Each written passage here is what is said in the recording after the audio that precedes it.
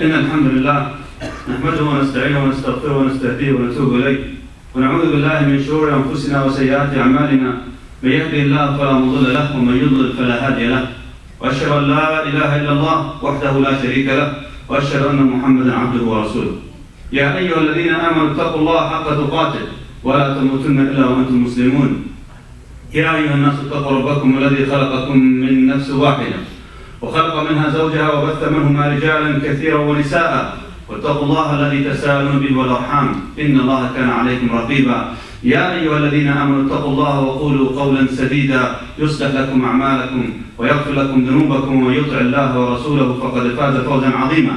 اعلموا عباد الله أن أحسن الكلام كلام الله تبارك وتعالى وخير الهدي هدي محمد صلى الله عليه وسلم وشر الأمور محدثاتها وكل محدثة بدعة وكل بدعة ضلالة وكل ضلالة في النار. ثم أما بعد عباد الله, my dear brothers and sisters, if you look around you in the masjid, you will find the crowd a little bit different.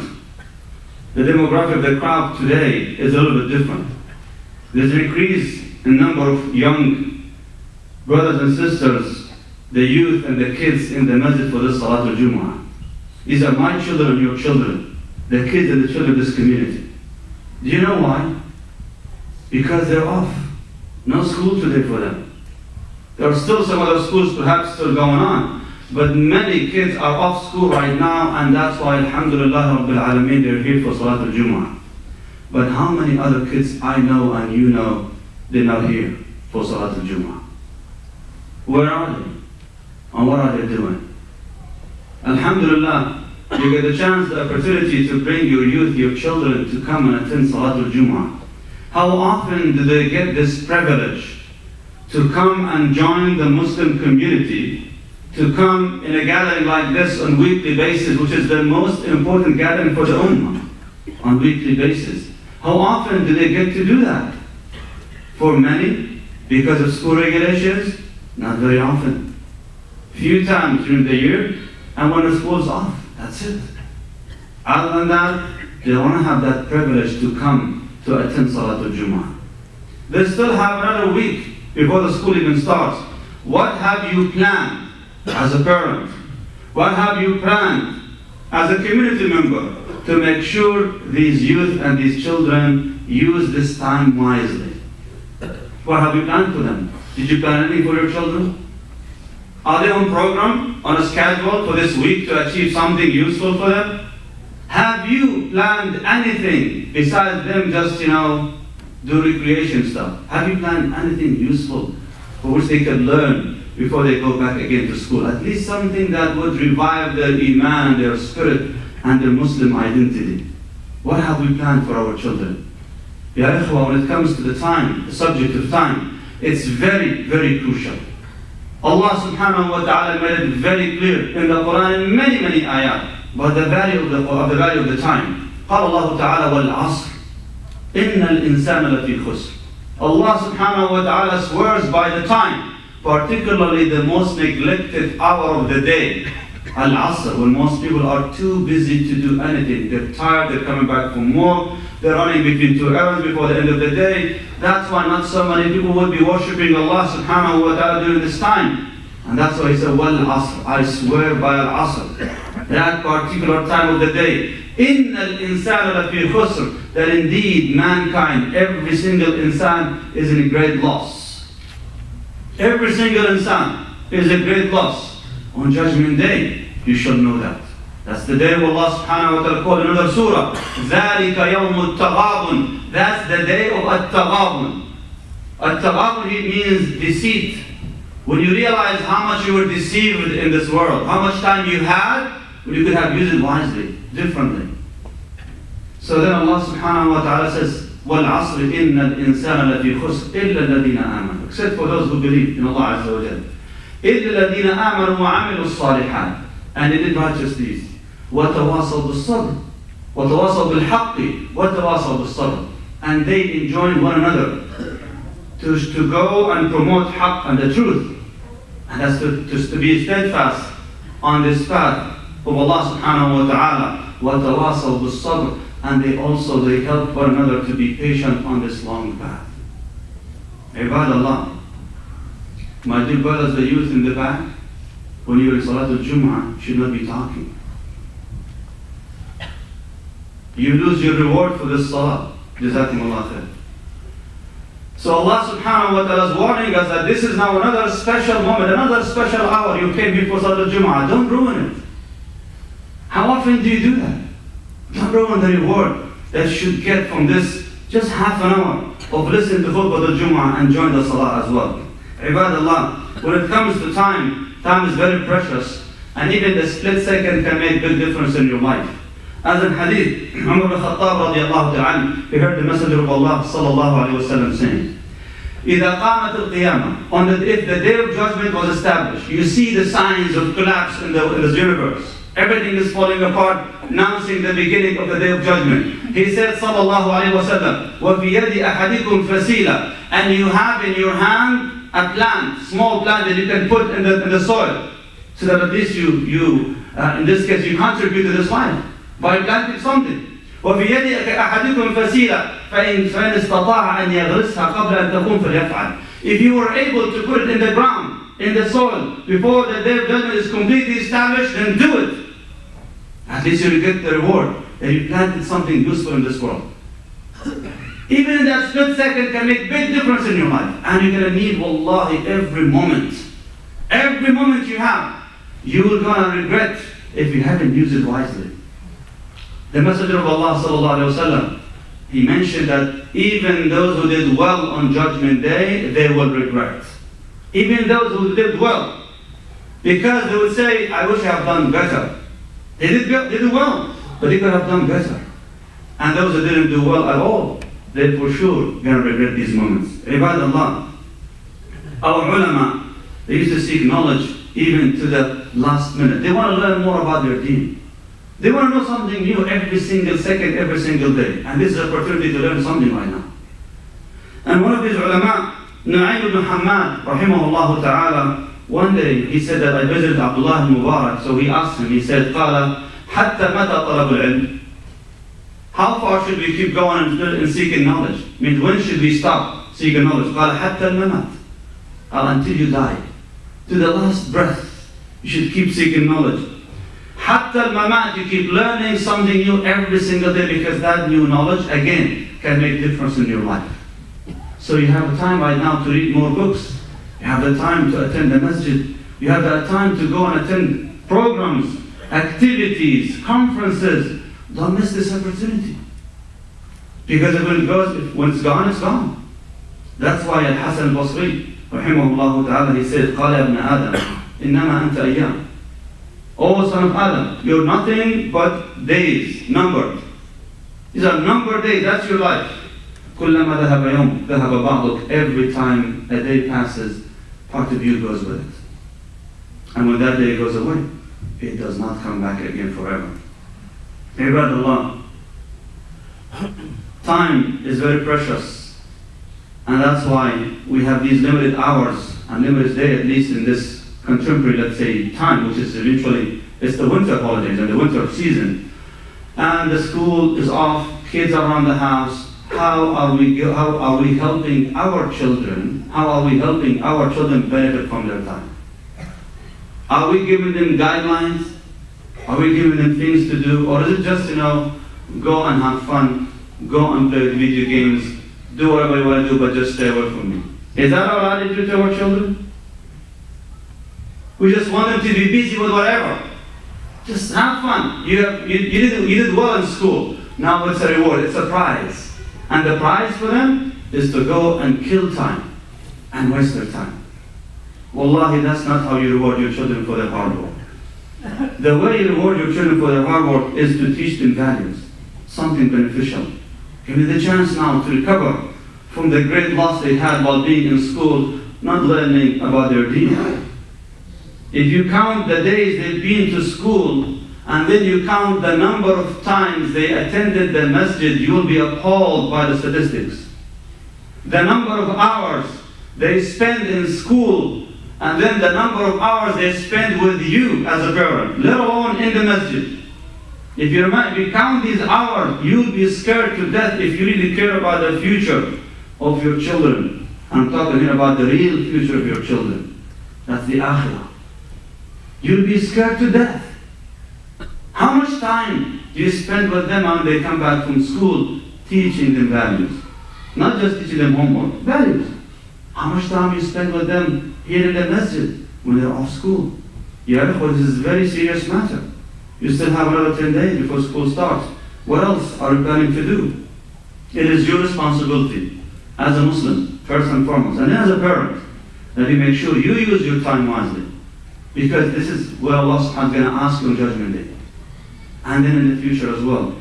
Your children, if they don't learn these values and these etiquettes of using time wisely from you when they're young, how do you expect them to use this time? Specifically before they become teenagers. Once they become teenagers and they don't have any structure for their life, that's when they start feeling bored.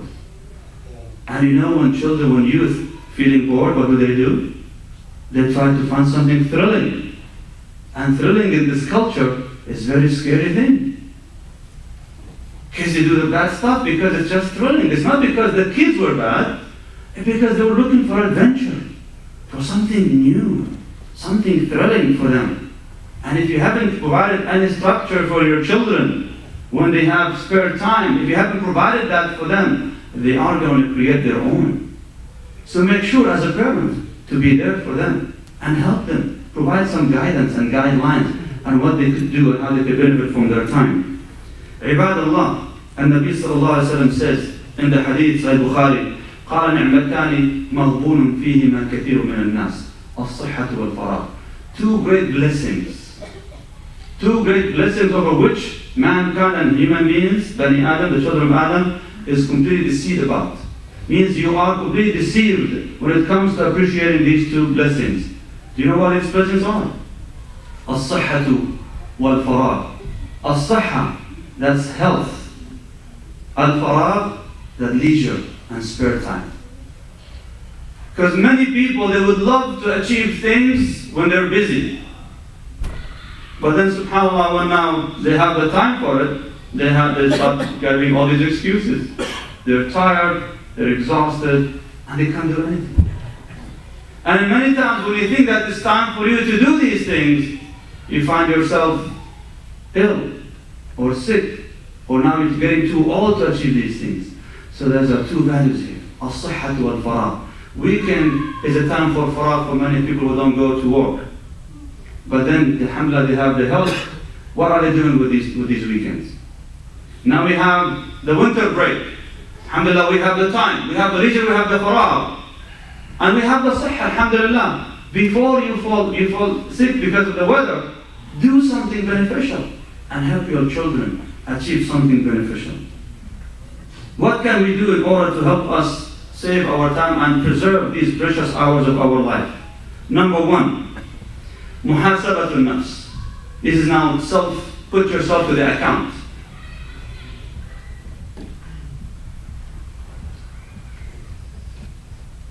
So the first thing you do is you put yourself to the account.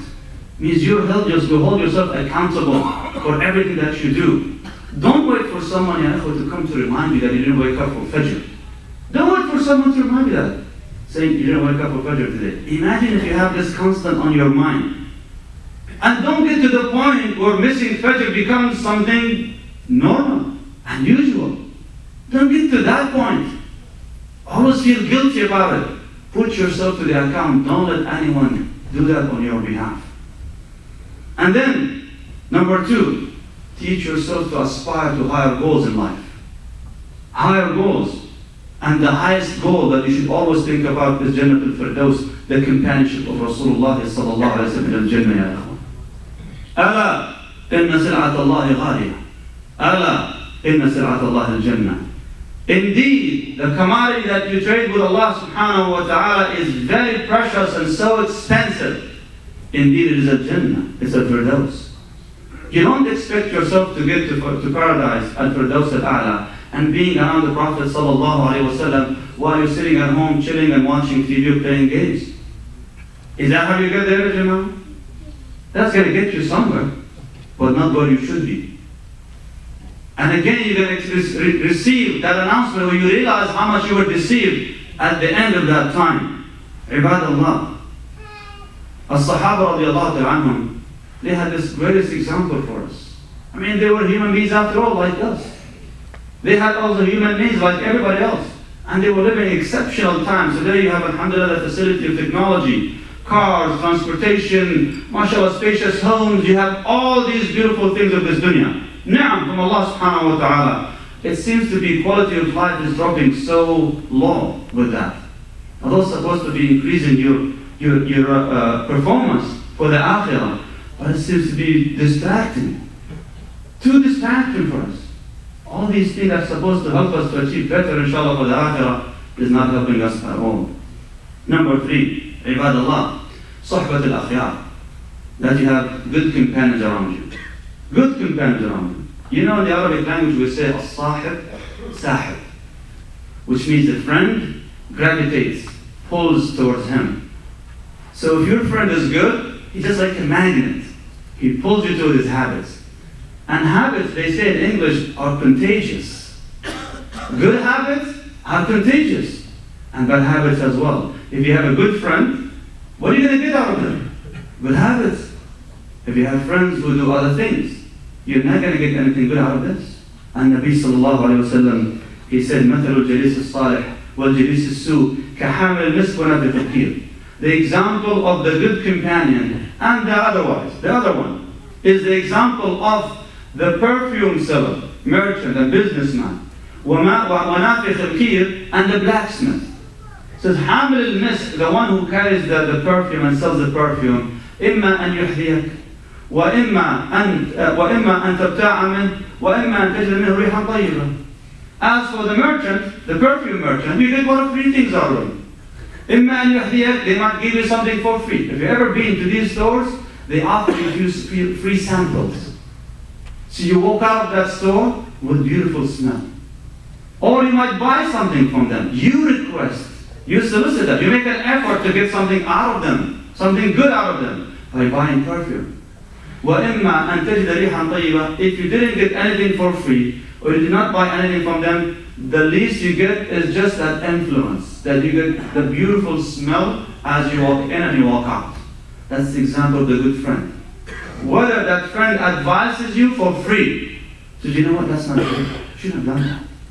Or they will tell you, listen, this is something good, you should do it. That's something for free. Or you ask them, you said, mashallah, the other day I saw you doing that. How did you do that? Can you tell me how? You request good benefit, good akhlaq and manners from them.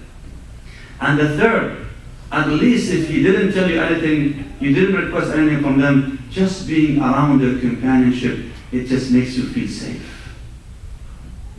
As for the other companion, he said, sallallahu alayhi wa sallam, وَنَافِخِ الْكِيرِ, the blacksmith. You go there, they blow fire, smoke, and bad smell. You saw the sulfur smell is so bad, so stinks, subhanAllah. So this is the example of these people. The Prophet ﷺ said about them, قَالَ إِمَّا أَنْ يَحْرِقَ ثِيَابَكَ وَإِمَّا أَنْ تَجْرِ عَنْ خَبِيثًا. One of the things you get out of that. Whether that's a spark reaches your clothes and burns your clothes, or at least it will smear you with that smoke and that bad smell. You come out, you smell so bad. Like whenever you come into a room that is full with smoke, you come out, people they say, were you smoking? I wasn't, but I was there around those who were. And that's exactly the akhlaq, the manners, are the same thing. You walk with these people who have bad akhlaq, you come out, people they say, what's wrong with you? There's something in your face, you look different. Did you do anything wrong? You did it, but you were around those who did. And that's so people could see that in your eyes, in your face. That's the example of the good companion and the bad one. Ibadallah.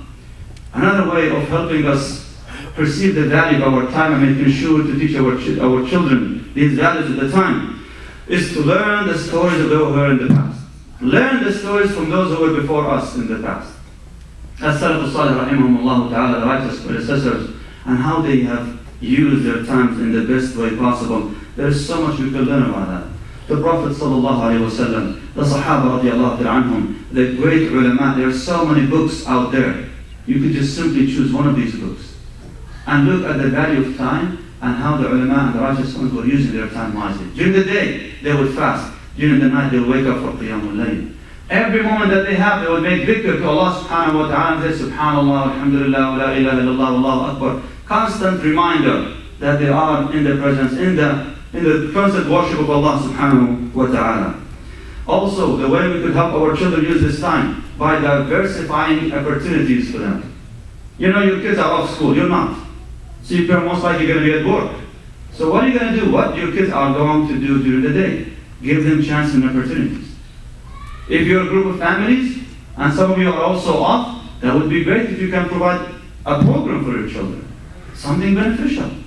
I know in your mind it's always about bring them to the masjid, let them read the Quran, memorize this and that. That is good. But also give them something recreational. Have them go and have fun together as families. Take them to the park. Do something useful. But diversify opportunities. In addition to that, give them chances to go to and read. Go to the public library. Buy them Islamic books from bookstores, from online bookstores. Give them the chance to read and learn. Diversify opportunities. And that also applies for both boys and girls. Don't just focus on your boys, neglecting and forgetting about your daughters and your girls. Ibadallah. Constant reminder also will help us. Constant reminder of the time that is elapsing and passing by. Will you remember what you did in that time? And hopefully this will help you, inshallah, to invest more. So when you start remembering, subhanAllah, last weekend I was hoping to do this, I didn't do that. Now a whole week of the winter break is gone. What did your children learn out of this? What did you do with them as a parent? If you just only keep pushing them to just stay away from you and enjoy their time on their own, then you're missing a valuable opportunity to bond and connect with your children. One thing also that we should remember when it comes to the subject of time, remember that sudden moment of great loss of a beloved one. All of us, we had in our lives this sudden moment of losing someone. A parent, a brother, a sister, a nephew, a neighbor, a friend. Someone you never actually expected that they will be gone from your life so quickly. But death doesn't discriminate between old and young, Arab, non-Arab, Muslim, non-Muslim. It's all equal when it comes to death. This is the command of Allah subhanahu wa ta'ala. It hits hard. So remember that it could be you who might be next. Don't you ever just look at the person next to you and says, no, he's talking about him or her. I'm talking to each and every one of us, including myself. Only Allah knows. You might even be able to Allah to go out of this door alive. You never know. So if you always remember yourself and remind yourself with that, that will help you keep that urgency in your mind to connect with your children, teach them values, and help them, inshallah, to do the right thing. It's an urgency. It's not a control for your children as much as a feeling that you're responsible. Before you're gone from this world, at least you have given them, alhamdulillah, the proper guidelines. That long after you're gone, they will be safe, inshallah ta'ala, when you're absent from their lives. Ibadallah, one thing that is very, very important is to remember that day when you stand before your Lord subhanahu wa ta'ala. When you stand before your Lord subhanahu wa ta'ala, the Messenger of Allah sallallahu alayhi wa sallam, he says, لا تزول قدم عبد مؤمن يوم القيامة حتى يسأل عن خمس. That on the day of judgment, the feet of the son of Adam will not be removed from that station before Allah subhanahu wa ta'ala until they're questioned about 5, another narration 4. And one of these things, عن عمره, your age and your life. How do you spend your life? As we've given the khutbah here, there are other youth and kids, they're texting and watching YouTube and watching actually their cell phones. Isn't this amazing how ridiculous life becomes, subhanAllah?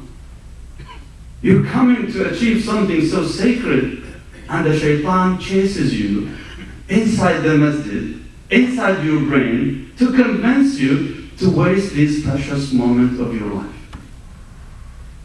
Amazing. The shaitan is not going to let you go. He vowed and he promised he shall chase you around until the day of judgment. When he had that encounter with Allah subhanahu wa ta'ala, what did he say? قال فبما أغويتني لا أقعدن لهم صراطك المستقيم. because you caused me to go astray. He basically blames Allah in hellfire. Just like every human being. Because Allah, because of you, I'm going astray. So even the shaitan is doing that. He says, قَالَ فَبِمَا أَغْوَيْتَنِي, because you led me astray, لَأَقْعُدَنَّ لَهُمْ صِرَاطَكَ الْمُسْتَقِيمَ, I shall stay on the path, on that straight path against them. ثُمَّ لَأَتِيَنَّهُمْ مِنْ بَيْنِ أَيْدِيهِمْ, so I shall come to them and after them, مِنْ بَيْنِ أَيْدِيهِمْ, from in front of them, وَمِنْ خَلْفِهِمْ, from behind their backs, وَعَنْ أَيْمَانِهِمْ, وَعَنْ شَمَائِلِهِمْ, from the right side, from the left side, all over, from around. وَلَا تَجِدُ أَكْثَرَهُمْ شَاكِرِينَ, and you shall not see most of them grateful. Now most of them will be grateful to you, my Lord. So that's the shaitan attitude, ya Jama'ah. If you keep blaming Allah subhanahu wa ta'ala for your faults or for yours, that's the shaitan's attitude. It's not going to help you. Take the attitude of the believer, that you're responsible for your actions, and the time is open space for everybody. And Allah subhanahu wa ta'ala said, وَهَدَيْنَاهُ النَّجْدَيْنِ, we have guided to the two paths, the right one and the left one. You choose for yourself. أقول قولي هذا واستغفر الله العظيم لي ولكم ولسائر المسلمين فاستغفروه إنه هو الغفور الرحيم.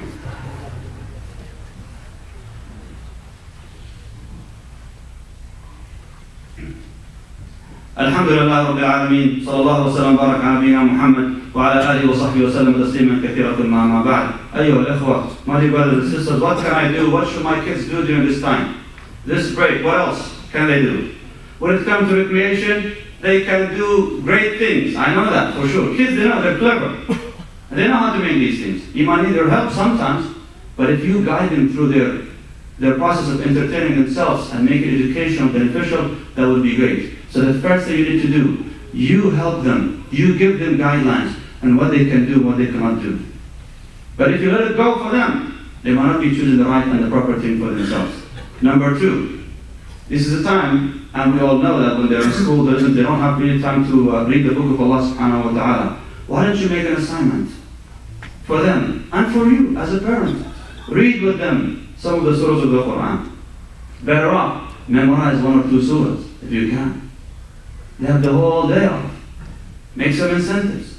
Be around them. You teach them. Do your best. And let them, inshallah ta'ala, memorize one surah from the book of Allah subhanahu wa ta'ala. Wallahi khayrun min ad-dunya ma fiha. It's better than owning all the pleasure of this world. Completely.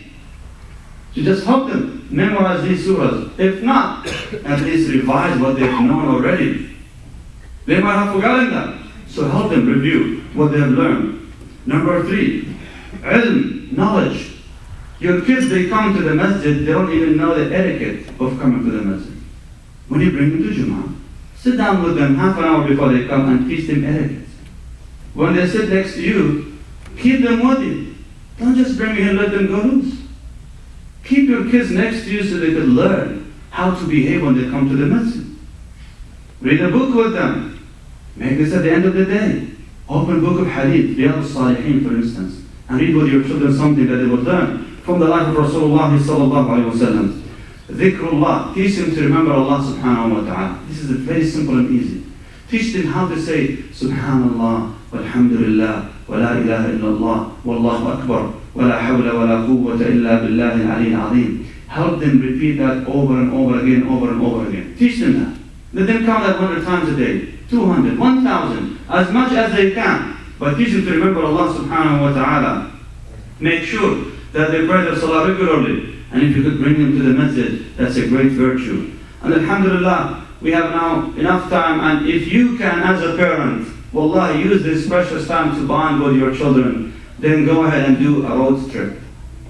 Take your children to go and attend conferences. This is time season for conferences. Almost every major city they have conferences.